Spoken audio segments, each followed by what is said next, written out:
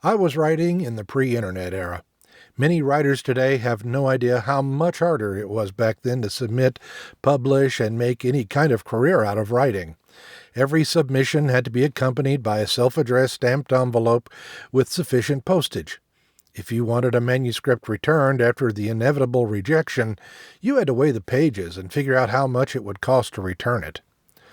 Long-distance phone calls cost more money, significant on a meager writer's income. Most agencies and markets didn't have websites, so one had to comb through current issues of Writer's Market to locate the address. At the library, unless you wanted to pay for a new edition every year. The standard method was to await a nod of acceptance, first from an agent and then from the powers that be in publishing, a process that could take years or leave a hopeful writer waiting in limbo until they passed away. It would take months or years or never for someone to get back to you. The book usually had to be commercial, code for whatever was an easy sell to the public on a larger scale. It had to be easily categorized and appeal to bookstores, the main conduit for selling, since there were few effective, low-cost methods to publish and advertise on your own. The most likely hope of any success was to go this route. And even then, so few books broke out into any sort of real readership.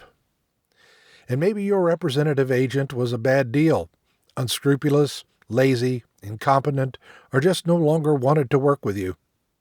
So the process of finding a new one began another ordeal and another long wait. To top it off, many writers were unceremoniously dropped by a publishing house, their careers extinguished suddenly for numerous reasons.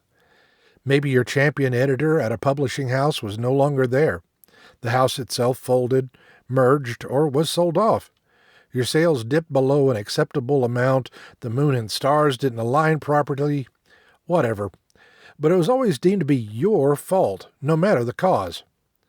I spoke with so many writers, even award winners, who were selling well but had the rug jerked out from under them, while they wondered and agonized what they would do from then on.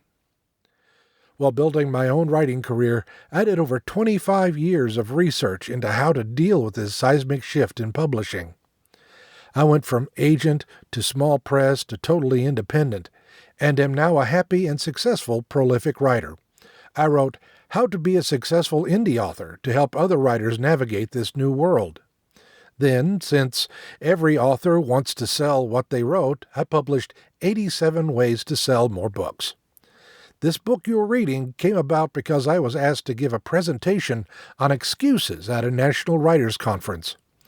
I realized there was more material than could be covered in an hour talk to a small group of people. And so here is more help for the author. Despite that so many books are published now, with millions more each year, this is the best time in all history to be a writer. You do not have to wait for gatekeepers to anoint you. You can publish and sell whatever you want, when you want, at the price you want, on any subject, genre, or length. You have tools and free channels to create and advertise and sell your work around the world 24/7, 365. You have a potential reach unheard of in the past.